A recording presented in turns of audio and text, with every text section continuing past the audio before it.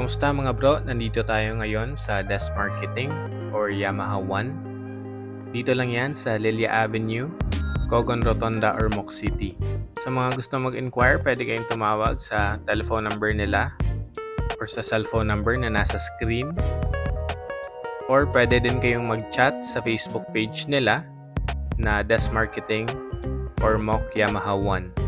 Ang iikutan natin ngayong araw ay isang Pantra bike ni Yamaha.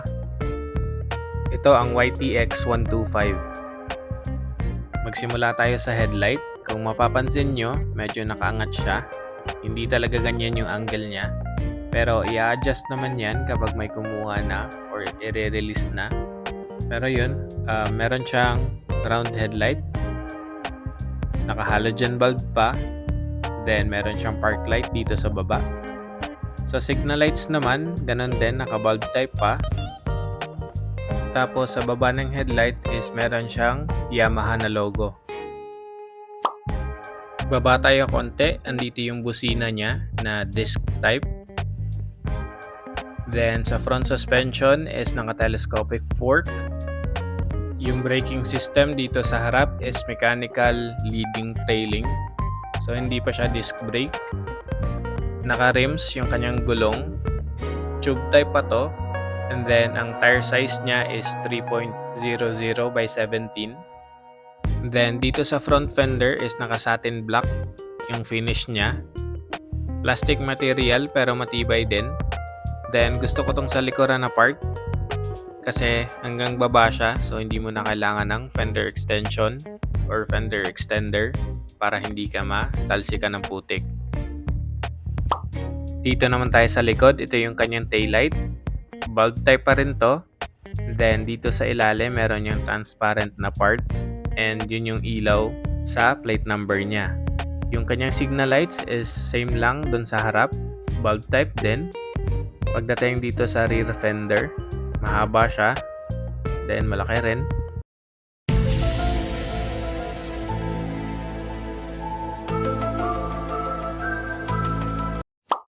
So, safe na safe yung angkas mo mula sa talsik ng putik at tubig.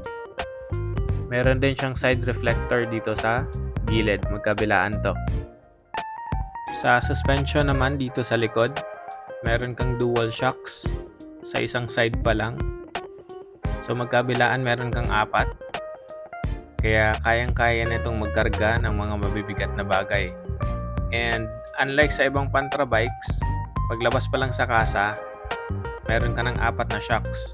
Yung iba kasi, naka-dual shocks lang magkabilaan and then pwede ka lang magdagdag.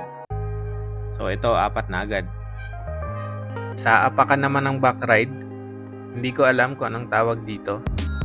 Pero sa website ni Yamaha, ang nakalagay is tandem footrest. And nakatry na ako nito sa mga habal-habal dito sa amin. At isang beses nung nakasakay ako ng angkas na ganitong motor. At ang masasabi ko lang sa ganitong footrest is napaka-komportable kasi lapat na lapat yung buong paa mo at hindi pa madulas. Ito naman yung kanyang tambucho. Then yung buong niyan is merong heat guard. So ewan ko na lang kung mapasok ka pa dito. Brake sa likod is naka-drum. Tapos yung size ng gulong is pareho lang dun sa harap.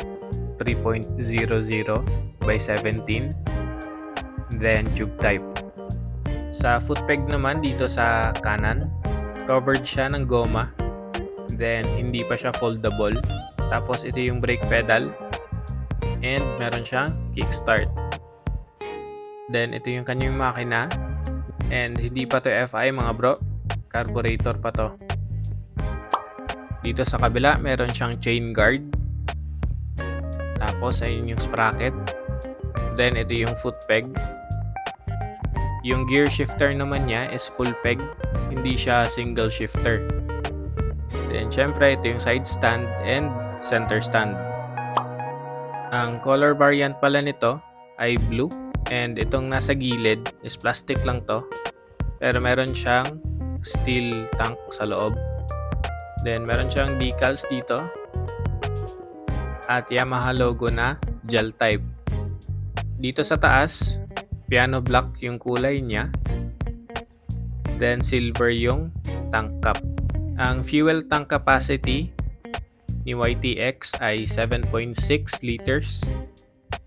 At ang fuel consumption naman ay naglalaro sa 35 to 40 plus kilometers per liter. Pero based lang yan online mga bro. Kung may idea kayo kung ano yung fuel consumption niya, paki-comment na lang sa baba. Sa upuan naman, gusto ko tong ganito, yung level lang, yung driver tsaka yung angkas. Komportable rin siya, makapal yung foam. And okay din yung seat cover niya mga bro. So kahit mag long ride ka dito, tingin ko hindi sasakit agad yung puwet mo or ng angkas mo. Yung carrier niya dito sa pinakalikod is malaki rin and sobrang tibay. Pwede ka pang maglagay ng gamit dito or pwede ka pang magpaupo ng isa pang tao. Di joke lang. Bawal yun. Yung iba nilalagyan nila ng top box gaya nung nasakyan kong angkas. Meron siyang top box dito sa likod. Pero yun, sobrang laking tulong nito kapag may ikakarga ka. Pwede mong itali dito. Sa manibela na tayo. So, ito yung POV mo kapag nakasakay ka kay YTX 125. Dito sa left side, andito yung clutch lever niya. Then, yung typical na Yamaha hand grip. Meron siyang passing light. High and low switch. Signal light switch. Then, yung busina. Ito naman yung slot para sa side mirror niya. Dito sa kabila, ganun din. Same hand grip. Then yung lever para sa front brake.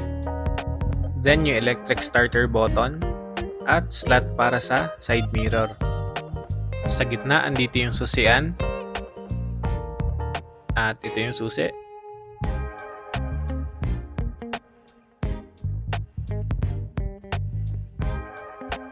Then sa panel naman, meron siyang analog na speedometer.